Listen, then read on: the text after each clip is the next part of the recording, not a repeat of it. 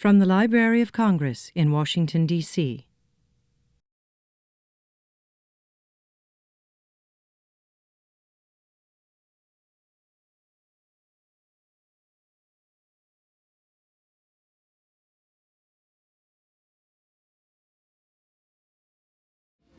Well, good evening. And thank you all for coming to what promises to be a most exciting program to honor and celebrate the 78th birthday of Chinua Achebe.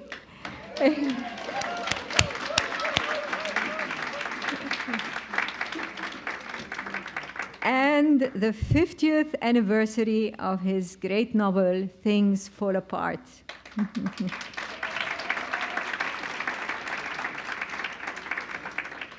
I'm Mary Jane Deeb, the Chief of the African and Middle Eastern Division here at the Library of Congress. And this division is co-sponsoring this historical evening with Chinua Achebe, with the Center for the Book here at the Library of Congress, and with Trans-Africa Forum. So this evening's program is co-sponsored by the three organizations. Of course, many of you were at the symposium this morning, and we had absolutely full house. And I want to thank our sponsors, Howard University, the Ralph Bunche Center for International Affairs, and the African Studies Program, as well as the National Summit for Africa. And they supported that program then. Now, this evening, we also have Red Calabash Catering Services, which has prepared a very special meal, a reception of Nigerian, of Igbo delicacies in the Mumford Room, to which you're all invited. And we also have a very special program. We have Joseph Nogua of Ra Pa Wa Drums of Mat, who has volunteered to perform on the drums in honor of Chinua Achebe. And I would like to thank you all the contributors, for having contributed your time and supported this program. And I want to especially thank John Cole and Anne Bonny, who've done such a wonderful job in putting this evening program together and helping us. And of course, Muiza, where are you? Who has been just fabulous in helping us out. I also would like to recognize my own colleagues in the African section of the African Middle East Division. Eve Ferguson, who's our youngest member and the new kid on the block in the African section, whose drive and initiative brought Mr. Achebe to the library today. Angel Baptiste, who has organized a very successful symposium this morning. Laverne Page, who has designed your souvenir program. It is something we'll all treasure for this historical evening. And Marita Harper, who brought the young generation, high school students from the Washington area to be part of our program this morning. So thank you all. And I want to take this opportunity to announce something that we had been planning, we in the Library of Congress, we in the African Middle East Division, we had been planning for years. And we are launching tonight, for the first time ever, the African Section Friends Society. And you are all invited to join. In a few days, on the library's webpage, you will find a site called the African Section Friends Society, which will have all the information you need on how to join this Friends Society.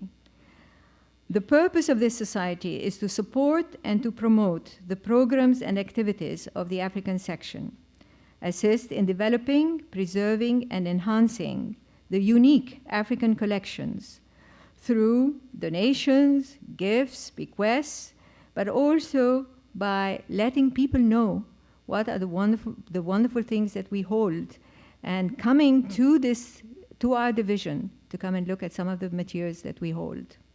So we hope that tonight will hook you and will get you interested in the work that this wonderful library is doing, and especially the work that it's doing here tonight on Africa. We hope this morning's symposium and tonight's program will interest you and will show you what the library does, what it provides in terms of cultural and scholarly experience on Africa. And now, I want to move on. It is my pleasure to introduce to you Imani Countess, Senior Public Affairs Office, the Executive of Trans-Africa Forum, our partner in tonight's program. John Cole will be introducing our guest of honor, of course. So, Imani, that's right.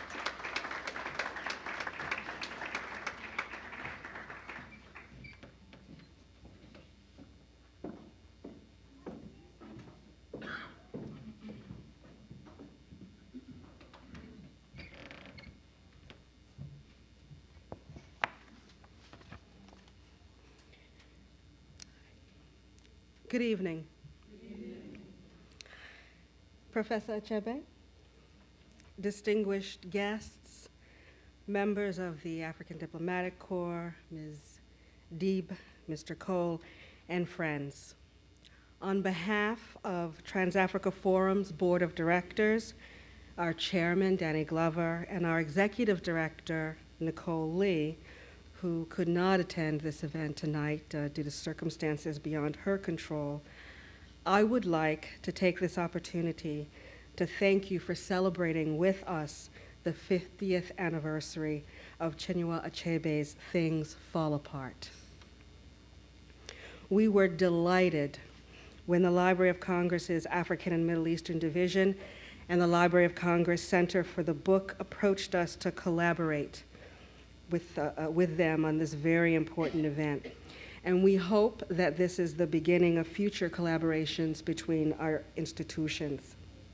As you know, Trans-Africa Forum is a social justice organization dedicated to justice for the African world. Tonight's important event is part of our mission through our Arthur R. Ashe Jr. Foreign Policy Library of educating U.S. citizens on issues related to Africa, the Caribbean, and Latin America, with programs such as our African World Visions film series, our Viewpoint lecture series, Reader's Corner, and Writer's Corner.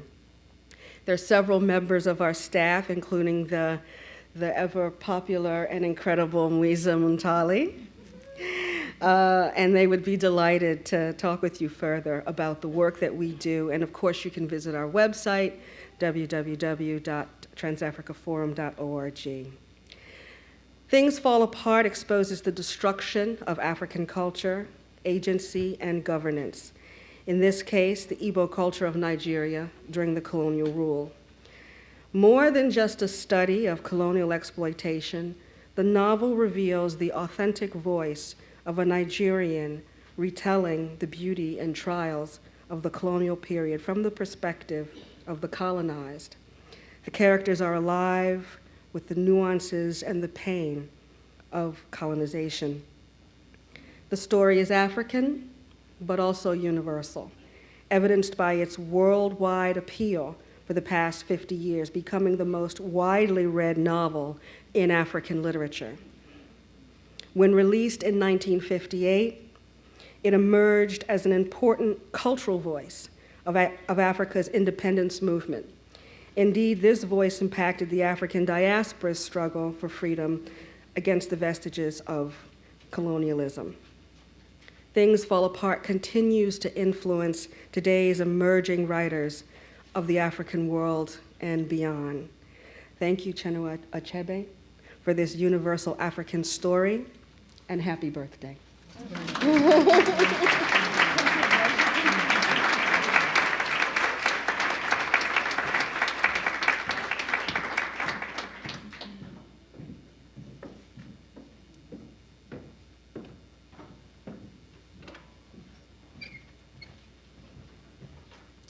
And I'm John Cole. I'm the director of the Center for the Book in the Library of Congress, which is the reading promotion arm The center was created in 1977 by Daniel Borston when he was the Librarian of Congress, and he wanted the Library of Congress to do more in our broader culture to promote books and reading, and that's what we do. We do it primarily in the states through a network of affiliated state centers. Each state has created a center to work with us to promote books and reading in their states while we do it on the national level.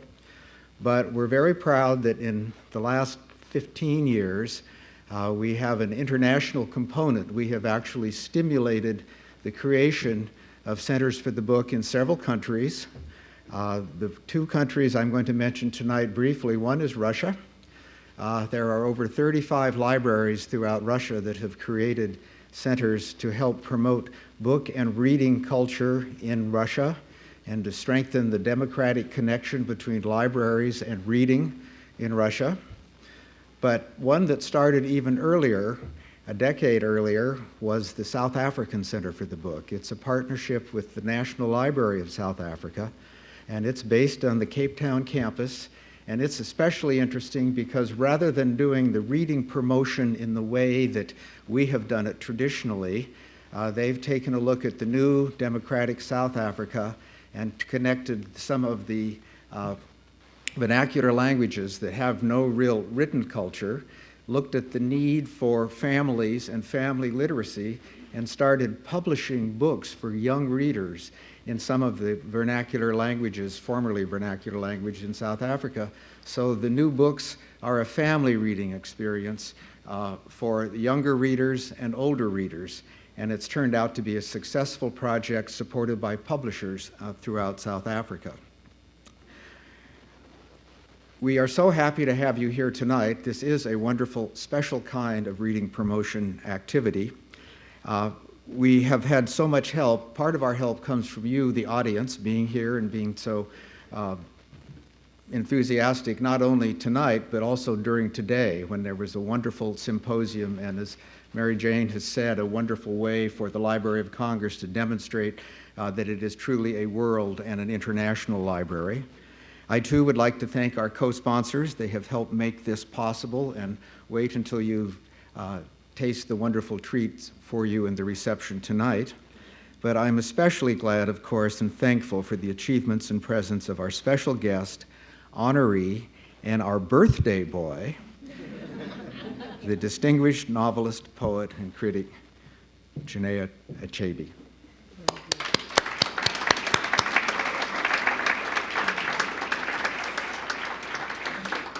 Born in 1930, Mr. Achebe was raised by Christian parents in the Igbo village of Ogidi in southeastern Nigeria. He excelled in school and won a scholarship for his undergraduate studies. He became fascinated with world religions and traditional African cultures and began writing stories when he was a university student. After graduation and work as a teacher, he joined the Nigerian Broadcasting Service, and it was during this period he wrote his first and, of course, his most famous novel, Things Fall Apart. It was one of the first African novels written in English to achieve national acclaim.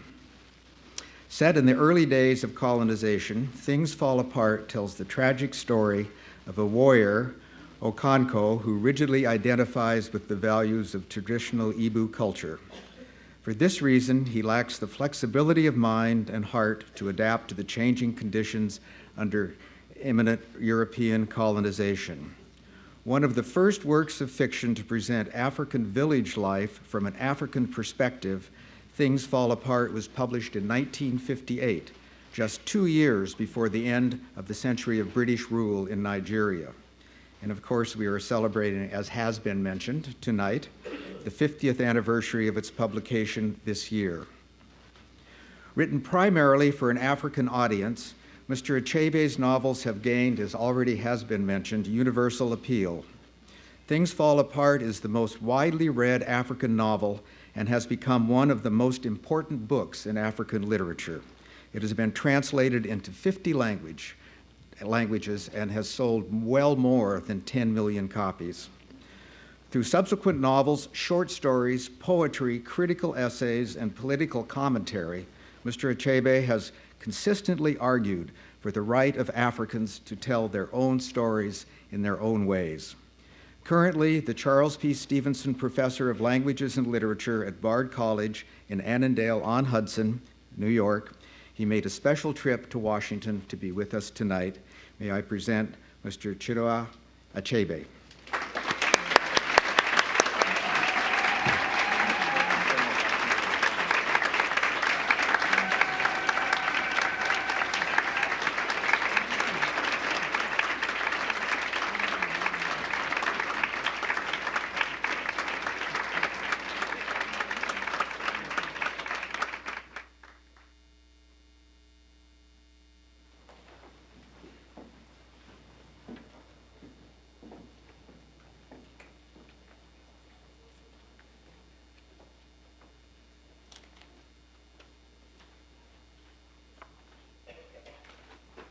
Thank you very much.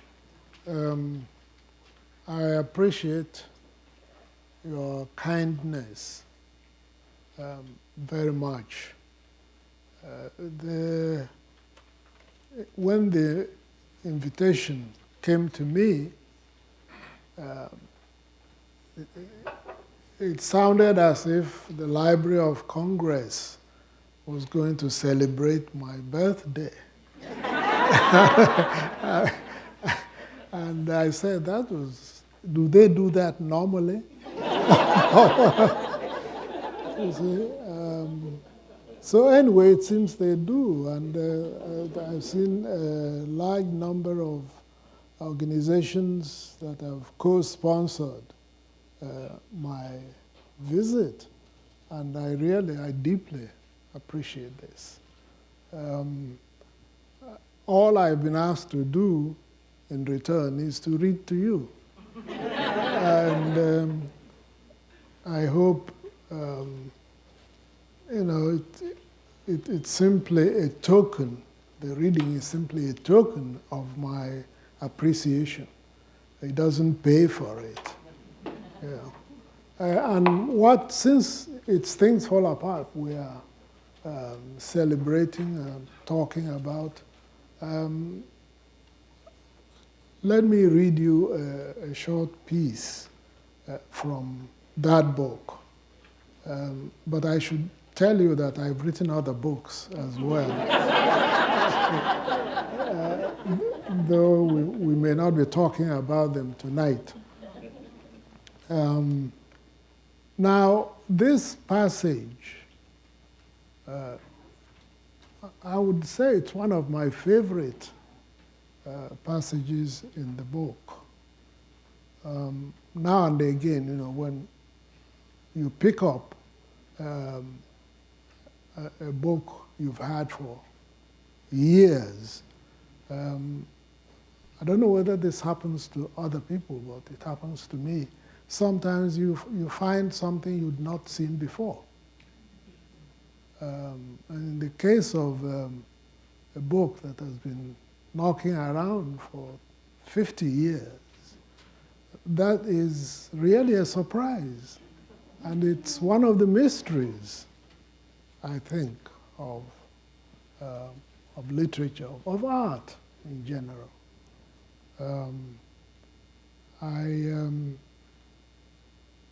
This is one such passage which I found, I won't tell you what it is because it's difficult to tell other people.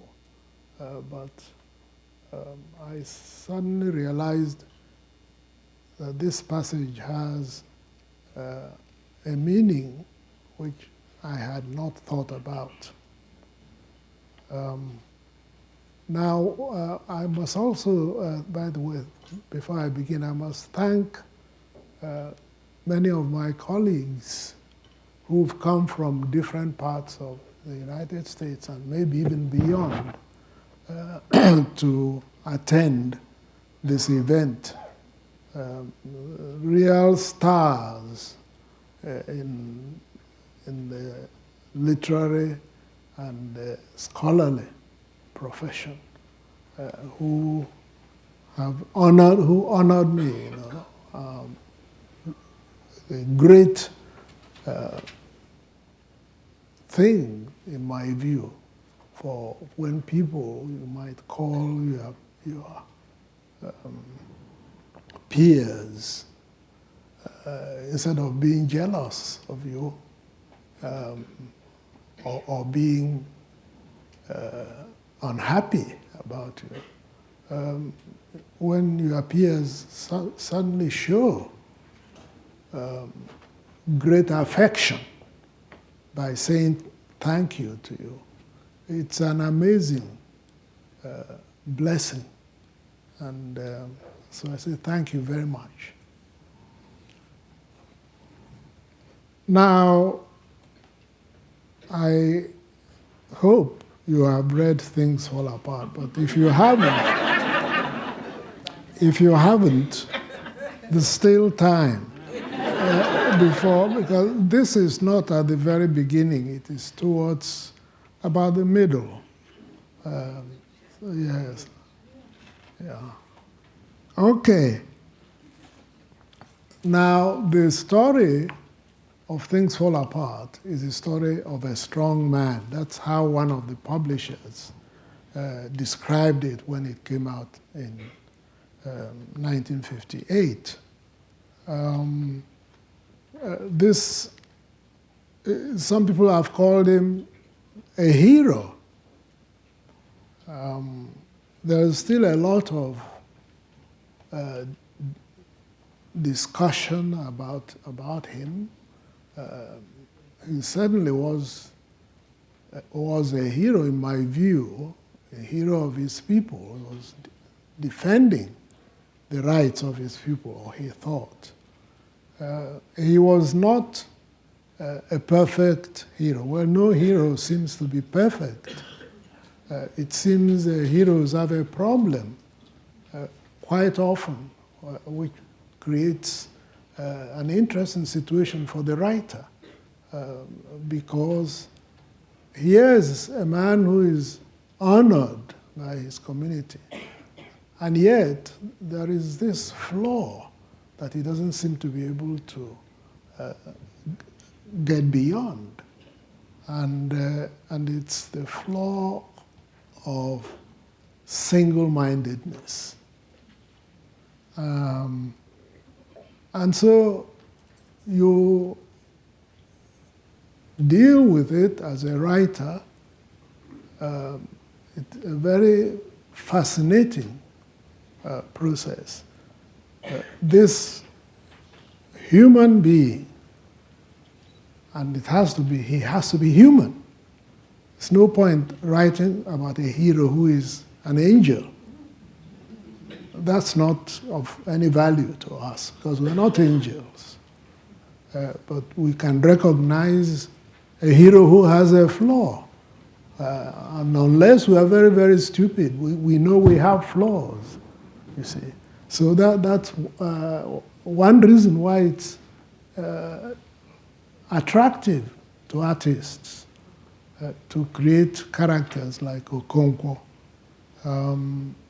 Now, I won't say too much more, except that at this point in the story, Okonkwo has committed what is considered a very big offense in his community.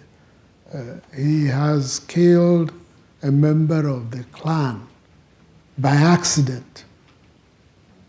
And because it's by accident, his punishment is reduced to exile for 7 years. If it weren't, it would have been for life. Now, Okonkwo is a very ambitious man, and he's very much disturbed by this turn in his life. And he goes into exile to his mother's clan. And he's living there now, but he is so depressed that his uncle, his mother's younger brother, who is now Okonkwo's host, looks at his nephew and is disturbed, is troubled, because he sees depression and perhaps worse. And so he decides to do something about it, to do something to get Okonkwo out of his state of mind. And that's the piece I'm going to read now. Okonkwo and his family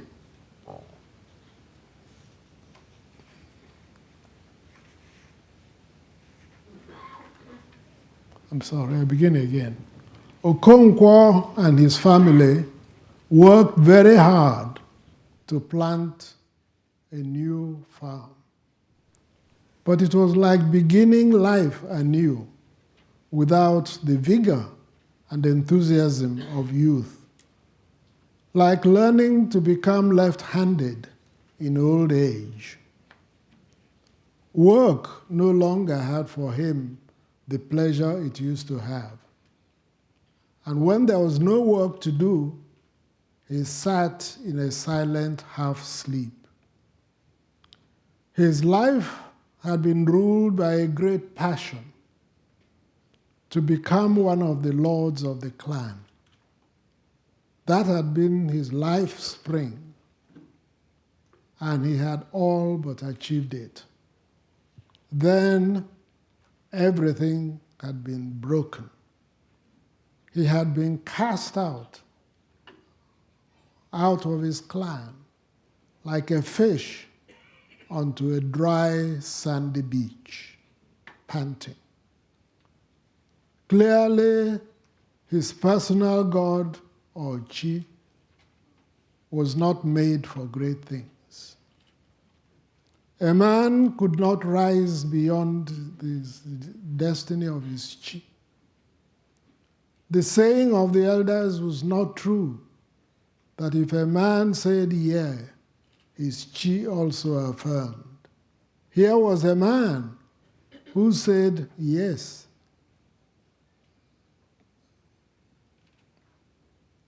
Here was a man whose chi had said no, despite his own affirmation.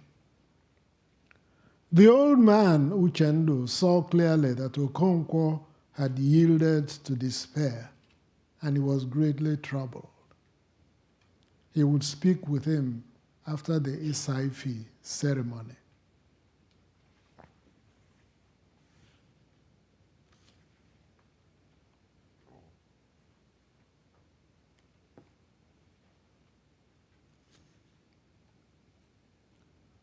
On the second day, Uchendu called together his sons and daughters and his nephew, Okonkwo. The men brought their goatskin mats with which they sat on the floor, and the women sat on a sisal mat spread on a raised bank of earth.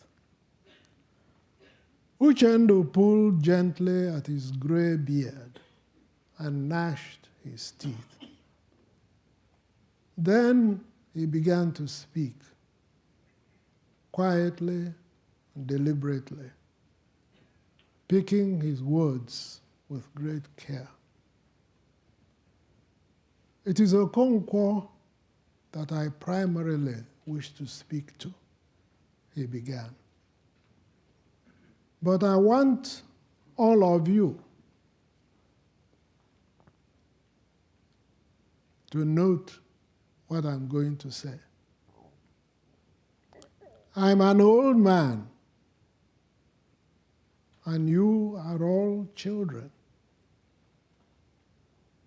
I know more about the world than any of you. If there's anyone among you who thinks he knows more, let him speak up.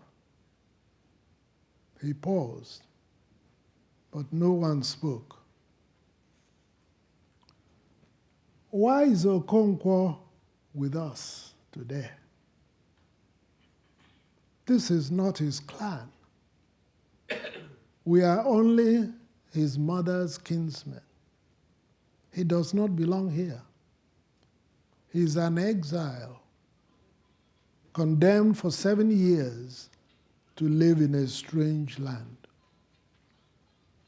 And so he is bowed with grief.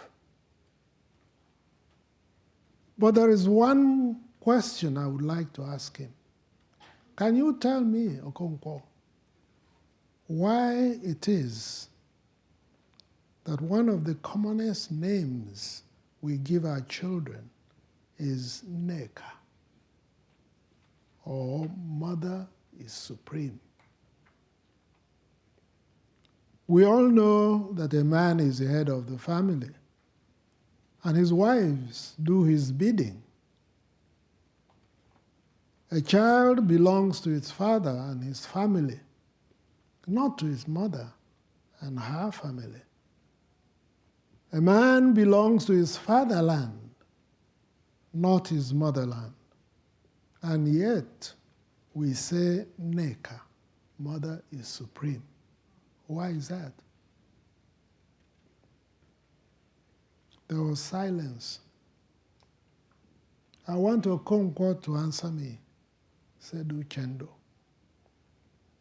I do not know the answer, Okonkwo replied. You do not know the answer? So you see, you are a child. You have many wives and many children, more children than I have. You are a great man in your clan, but you are still a child. My child. Listen to me and I shall tell you. But first, there's one more question I shall ask you. Why is it that when a woman dies, she is taken home to be buried with her own kinsmen? She's not buried with her husband's kinsmen. Why is that? Your mother was brought home to me here and buried with my people. Why was that? Okonkwo shook his head. He does not know that either, said Uchendo. And yet he is full of sorrow because he has come to live in his motherland for a few years.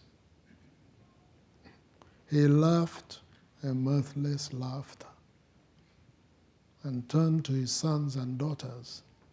What about you? Can anyone answer the question?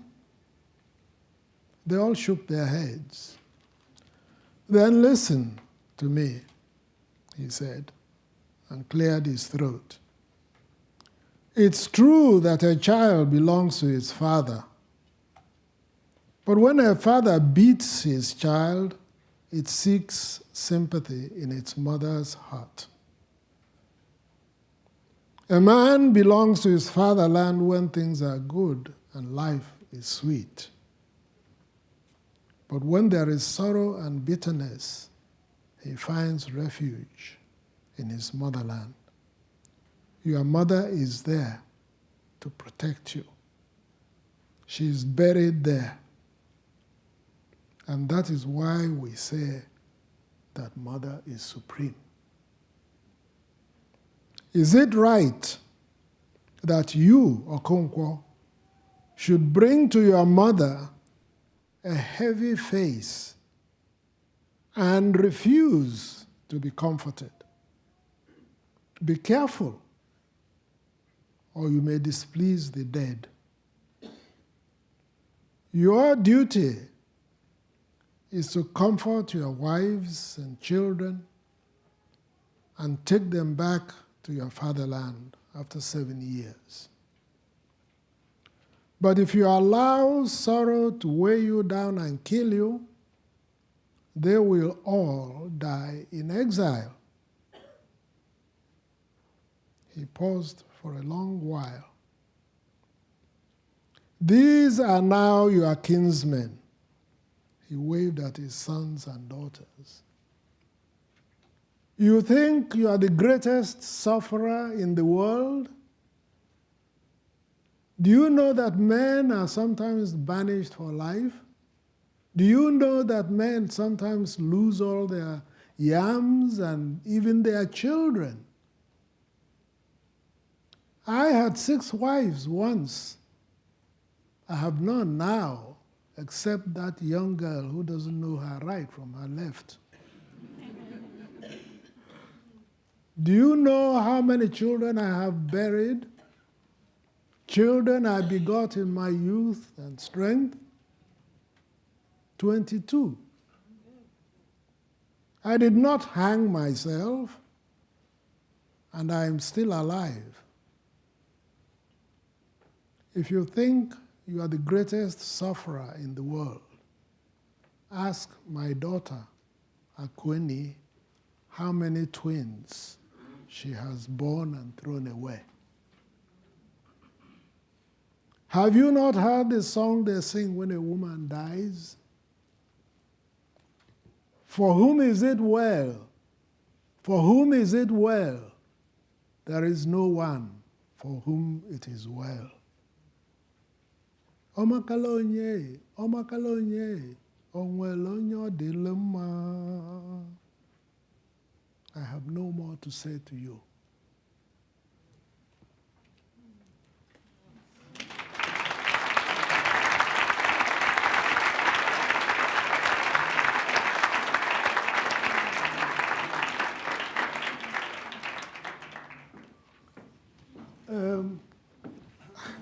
I was still going to read one piece more. Yeah. Right. Can you take one more? Yeah. The language issue is very crucial.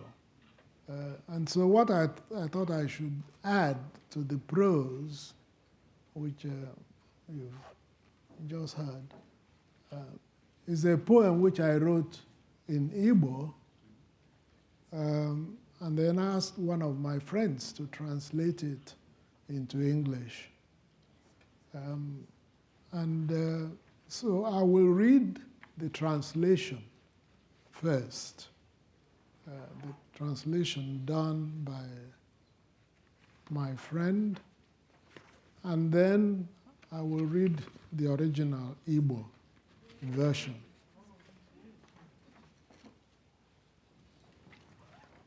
Okay, the English version. If anybody asks you who was the translator, it's Professor Menkiti. He's a poet himself. And this is a wake. I wrote this for a very close friend of mine, a very fine poet. Some people would say the finest of our poets, Christopher Kibo, who was killed fighting in the Biafran War. And I sort of based this poem on the form of a dirge in Igbo tradition. The Igbo people have the custom, especially among young people, that when a member of an age grade dies, the other members will go around the town looking for him or her. They pretend that not he or she, I'm sorry this, but what gender does, they sing until their age mate returns. This is the idea of chanting, looking for the person. But it's hide and seek. And Nzomalizo is the refrain you will hear frequently here, and it means hide and seek.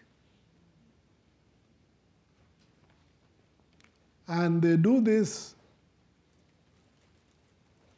until daybreak, and then they go home and accept that the rumor is in fact true. Okay, a wake for Okibo.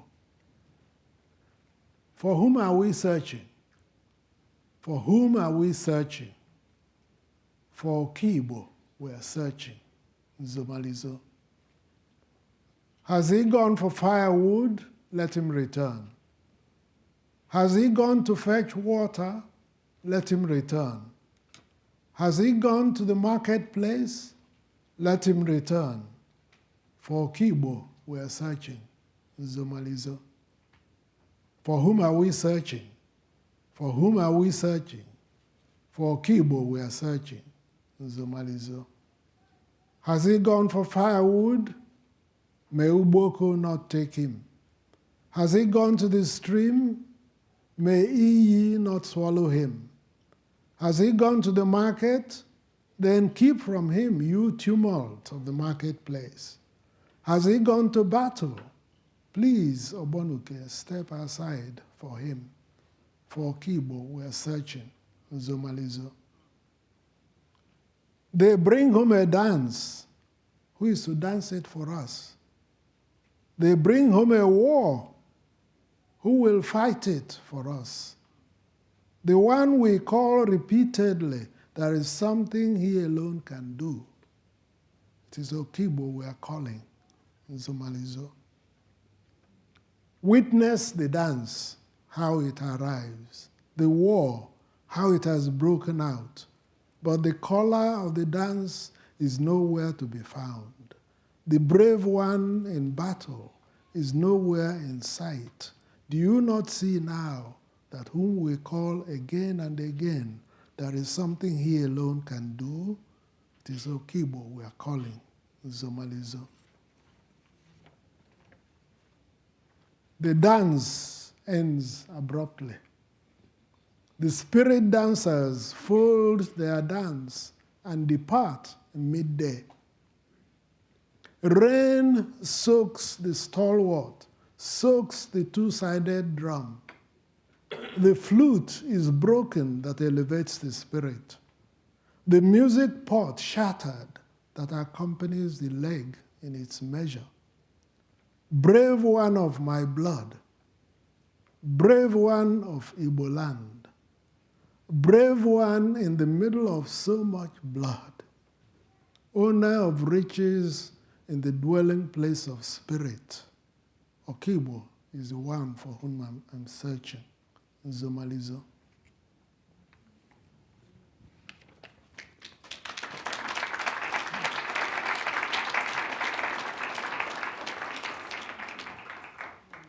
The Igbo version seems shorter.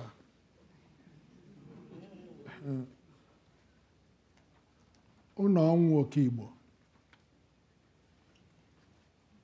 Ọ bụ onye ka anyị na-achọ? Ọ bụ onye ka anyị na-achọ? Okigbo ka anyị na-achọ. Nzomalizo. O jelu nkụ ya na-ata, o chuli iyi ya na-ata, o jelu afịa ya na-ata.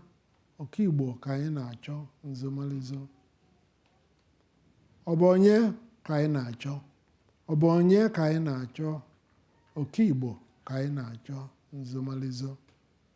O jebe nkụ ugboko elini ya, o chube mmiri iyi elini ya, o jebe afịa ụzụ afịa sọọlị ya, o jebe agha ọgbọnuke biko chaali ya. Okigbo ka anyị na-achọ. Nzomalizo. Ezite egwu onye ga-agbala anyị? Eseta ọgụ onye ga-agbala anyị? Onye a na-akpọ nwere ife ọ na-eme. Okigbo ka m na-akpọ. Nzomalizo. Ngwa na egwu ka ọ na-abịa. Ifugo na agha awa, ọgụ egwu choo dike na ọgụ chaa. ifrozi na onye a na-akpọ nwere ife ọ na-eme oke Igbo ka anyị na-akpọ nzomalizo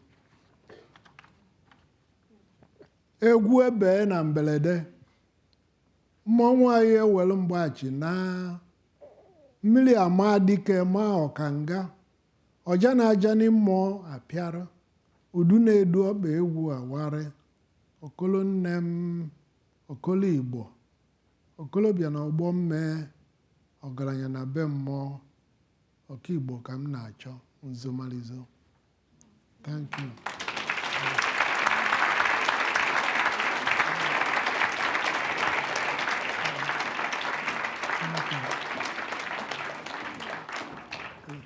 Permission to proceed. Yes. That's right.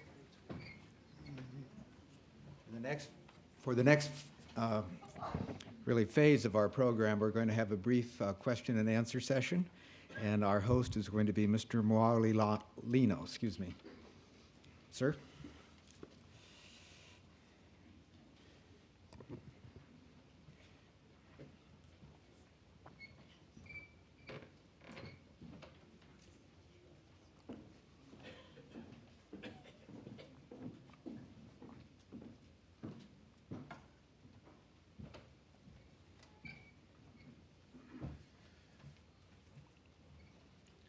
Hello. Good evening. We don't have much time, so I've been given some questions here that I'll pose to Professor Achebe. But I'll take the liberty to ask one that I've always wanted to ask.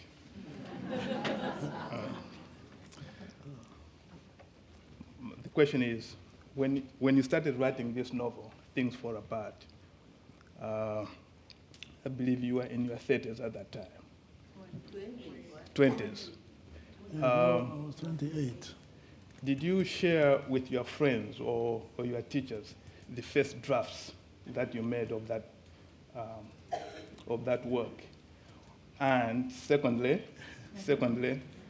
did you have any inclination after you had submitted the work to the publishers that this would become a classic book?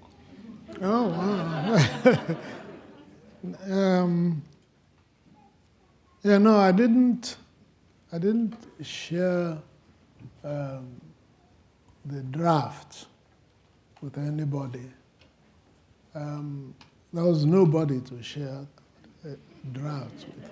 My teachers didn't believe that there was any chance for Africans, African children, African young men to aspire to be writers.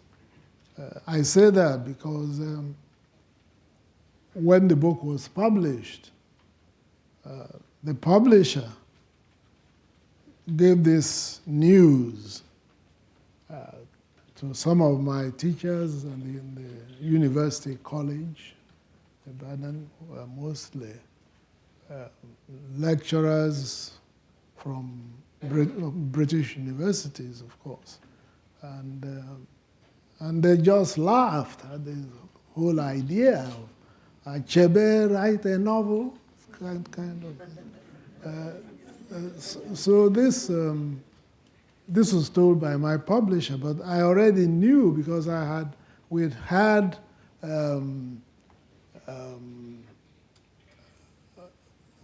an event which the Department of English at the University College, Ibadan, they asked us students to compete if they wanted to write a short story.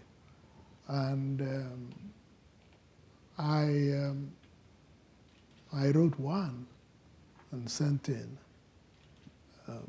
The result, when it came out, was not good. But there was a saving grace. It didn't only say that there was no effort that was good enough to win a prize. It didn't only say that. It had a short note that said, that made a comment about my own effort. Said something like, it wasn't bad, it wasn't too bad, kind of thing. And that it lacked form, by the way. It gave a reason. It lacked form. So I was delighted that I was mentioned in sort of dispatches. But form, what was this form thing? What was it? You see? So I said, well, ask her. So I stopped her one day and said, what, this form thing, can you tell me, what I need to do to get form into? And she was going to play tennis that day, so she said, oh yeah, we'll meet, I'll let you know. And so I asked her several times over I think the whole term. And she always found some reason not to have the meeting. And then suddenly, one day after months, she stopped me and said, I looked at your story again, and there's nothing wrong with it. So, what that said to me was, there's no point. Nobody here is going to tell you how you will write your story. It was made very clear to me. I was young, but it was very clear to me. You better look for something else to do. And that's what I did. So I wasn't expecting that there was anybody I could show a draft. In any case, I don't work that way. I keep my work secret, till the very end.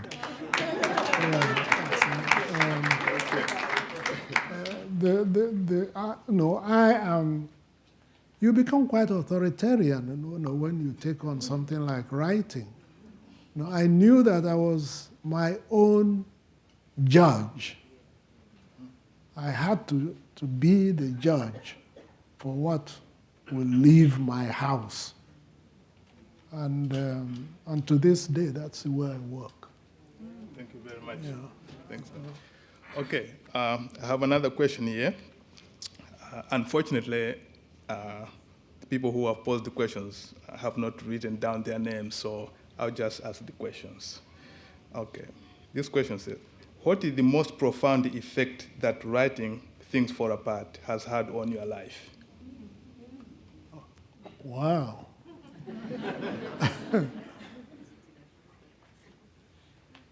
Well, that's a very good question. And did it change my life? Yeah. Even in the process of writing Things Fall Apart actually changed my life. Because I had to invent the language of that story. It was not something that anybody was teaching anywhere. The conversation between Igbo and English. It had not, and so I had to make it up as I went along. And so in a way, that meant that when I came to write the second one, I already had this style this form of writing, which was created by the novel itself, because the novel was able to say to me, no, not that, that's not it, you see. And so I imagined this conversation between two equally powerful languages, not one language and some pidgin thing,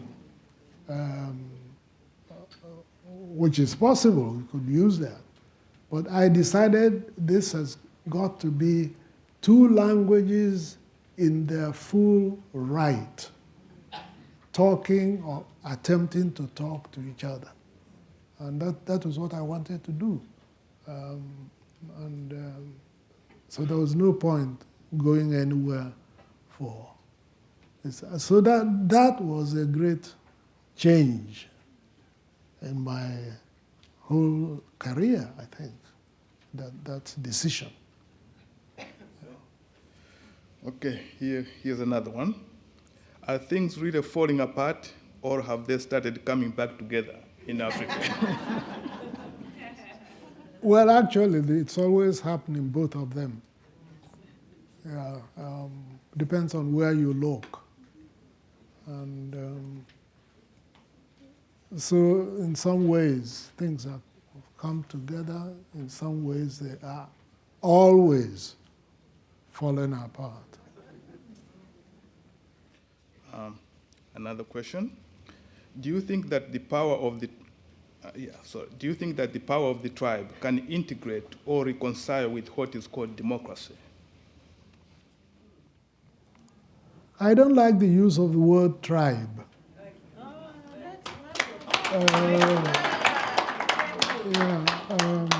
Some people don't know this, but if you check their dictionary, I don't know which one you use, whichever, if it's like the one I use, you will find inevitably that tribe carries a certain atmosphere with it. It's defined always in terms of the primitive. Yeah. So, and I wasn't interested in writing about the primitive. So that's the first thing. I don't like a native. And it's very important, if you are going to talk in terms of two languages in conversation, you mustn't think of one as primitive and the other as something else. Whatever your ideology may be, if you want a conversation, not, there was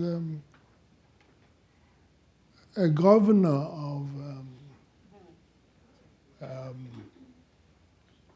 what is somewhere in Central Africa, who was talking about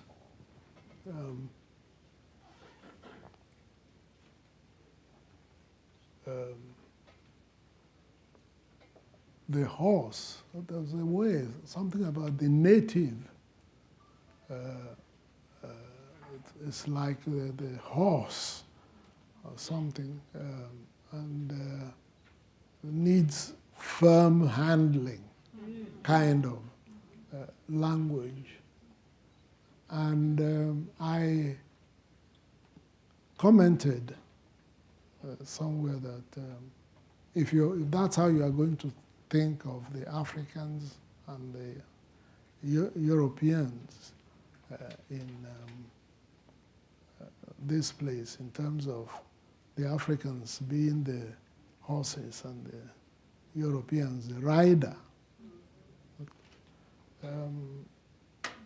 you won't get very, very far.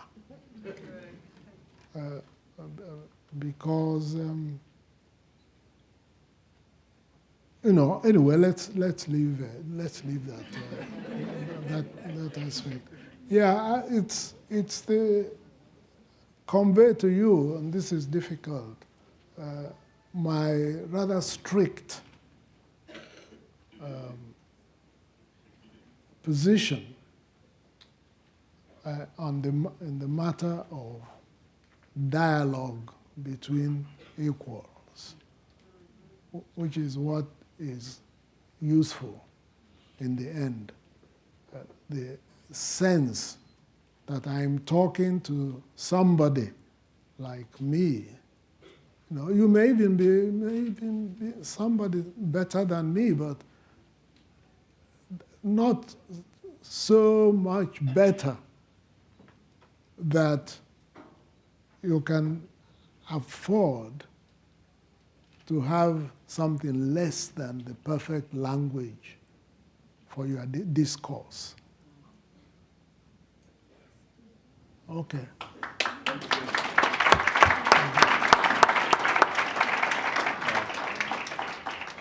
We would have loved to continue asking more questions, but we're running out of time because we have something else to do here. So that's all, folks. Thank you. Thank you very much. Thank you. We'll have a chance for more questions at the reception following, which is going to be in the Mumford Room. In the meantime, we have for the next phase of our program, you heard us talk about somebody being a birthday boy. I think over here on my right comes a special treat. Let's all sing Happy Birthday. Happy birthday to you. Happy birthday to you. Happy birthday, dear Chinua Achebe. Happy birthday to you.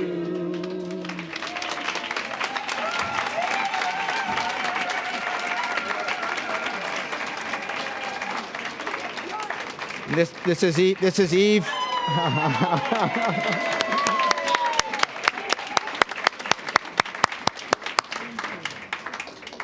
That was Eve Ferguson and Mary Jane who did the honors. And on behalf of the Library of Congress, we have a small birthday gift, which is a brand new book about the inscriptions and quotations in the Library of Congress, all color photographs. They are very inspiring, but not quite as inspiring sometimes as our tonight's speaker. So thank you so much.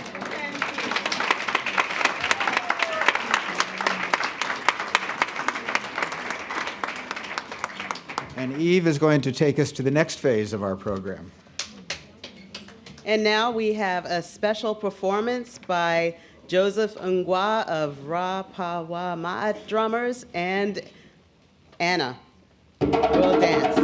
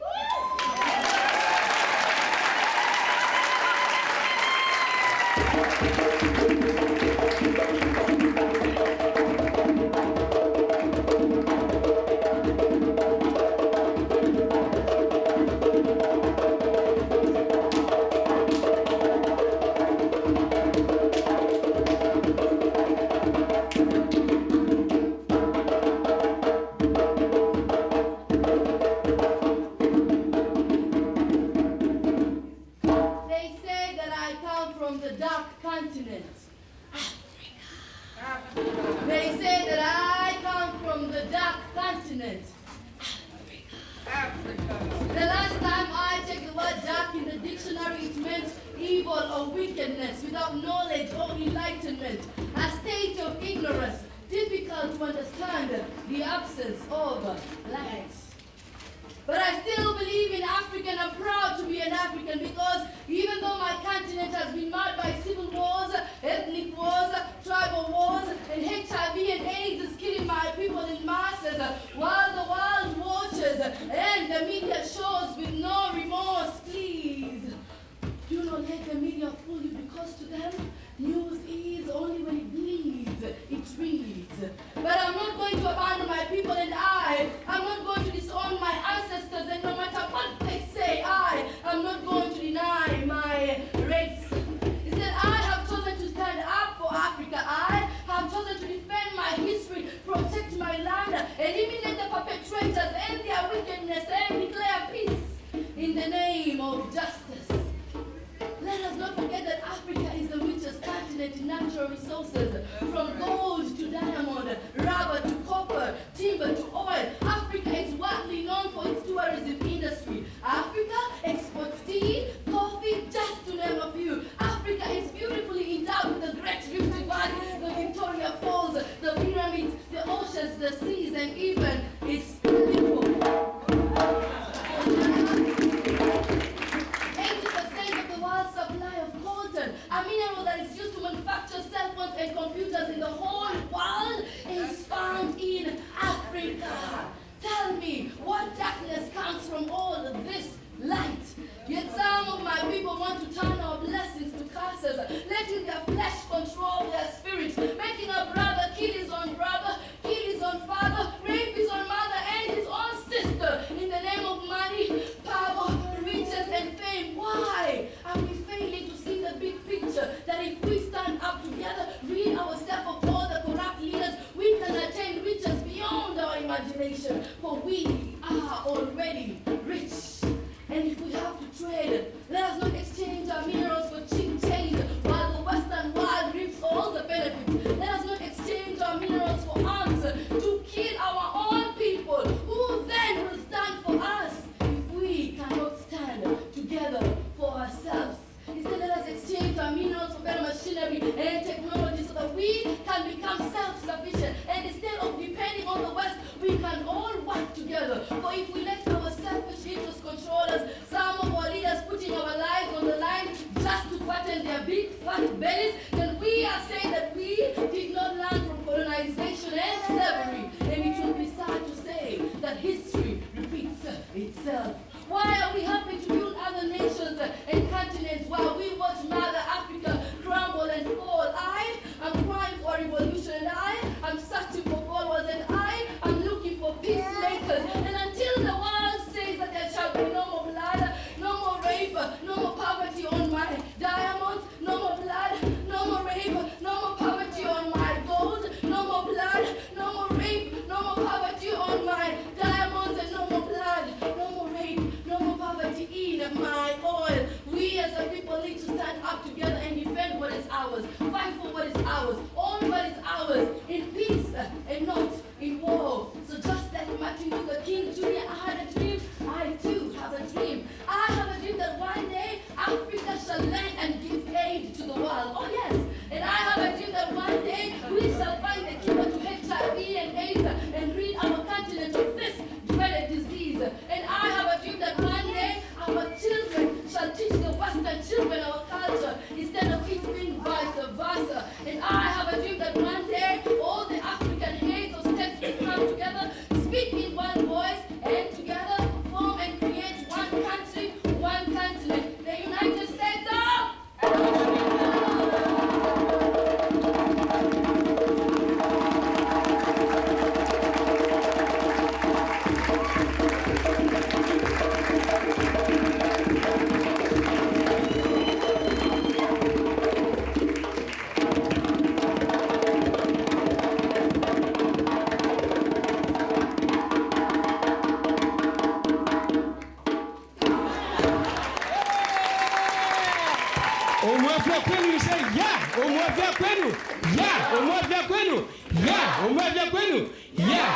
Let me say this is not a happenstance. I read his book in 1968 in high school in Cameroon, and I'm still reciting verses from it today. And it's an honor, as you know, our African ancestors. They're the one who sent me here. How I got here, I don't know. I'm proud of that. Yes. So, as an African elder and scholar, you have done a lot for Mother Africa. As a result, we're going to have the seed of Africa that is going to be the President of the United States and save the world. Come on. If you are a Republican, I'm sorry. I'm from Africa. So we go on and say, Obama, go.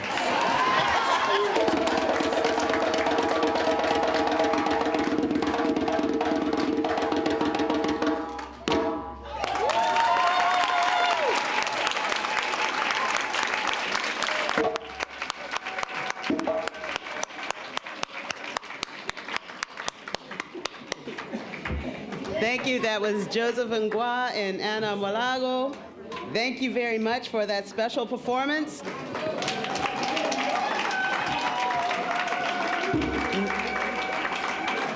Now you have a choice. Only a few of you got a book. If you want to try to get the book signed, we can ask Dr. Achebe if he would be kind enough to sign a few books.